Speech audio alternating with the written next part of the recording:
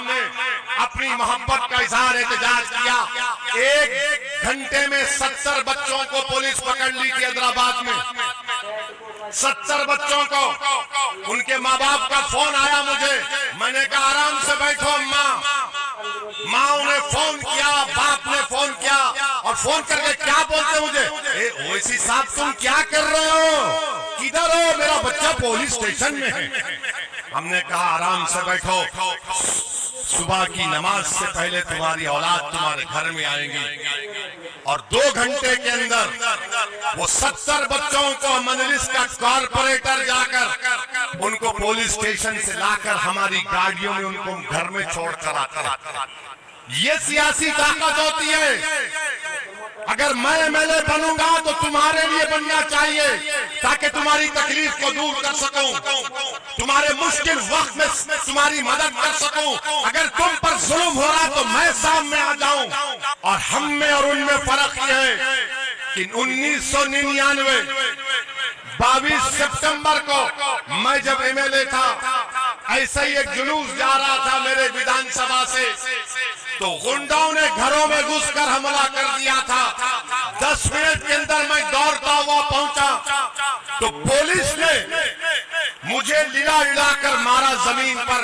4 police वालों ने मिलकर मुझे इतना मारा कि सर पर 10-12 टाके लगे, पूरी पीठ और हाथ जिस्म लहू लहान हो गया मेरा, पूरा खून बह रहा था मुझसे।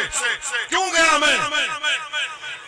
मैं भी घर में बैठ सकता था, मगर मुझे मेरे मरहूम वालिद ने सिखाया कि तुम पर जो लोग निकलकर वोट डालते वो तुम पर एहसान कर रहे हैं। अब तुम्हारा काम यह है कि 5 साल में 1 मरतबा तकलीफ उठाएंगे, तुम रोज उनके लिए तकलीफ उठाना, और उनके लिए अगर मरना भी पड़े तो मर जाओ उनके लिए। मैं लाठियां खाया हूं, मैं पुलिस की मार खाया हूं, मैं कोई शीश महल से चलकर यहाँ नहीं आया हूँ, मैं कोई हरियाली पर चलकर यहाँ पर नहीं आया हूँ। लाठियां खाया हूँ पुलिस की, सर फट गया था मेरा। मेरी बीवी अपनी मेरे 2 बेटियों के साथ अस्पताल को आई तो मेरे मरहूम वालिद ने मेरी बीवी से कहा कि बेटा तुम घर को जाओ, इसको कुछ नहीं हुआ है, इसको कुछ नहीं हुआ है। ये होता है जज्बा, ये होती है खिदमत। आम दिनों में तो सब बड़े बड़े पहलवान बनते हैं, मगर जब जुल्म किया जाता है उस वक्त कौन ठहरेगा तुम्हारे दरमियान में, ये आपको फैसला करना है। फर्क है। हाँ, ये एमएलए साहब जरूर पेट भर के गालियां देंगे, ओवैसी को खूब देंगे, पेट भर भर के गालियां देंगे, ये उससे मिला हुआ है, ये इससे मिला हुआ है। अरे तुम और मोदी एक जगह बैठ जाओ। मैं रिवर फ्रंट पर एक बेहतरीन टेबल लगाता हूँ, चाय ढोकला रखता हूँ।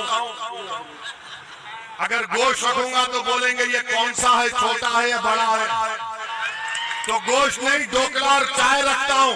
मोदी जी को ही बिठाता हूँ। ये कांग्रेस का नेता जो पूरा पैदल देश में फिर रहा है, उसको भी बुला लेते हैं। और वो दिल्ली का छोटा रिचार्ज जो है, ये तुम तीनों बैठकर फैसला कर लो मैं क्या हूँ तुम्हारा, मैं क्या तुम्हारा भाईजान हूँ,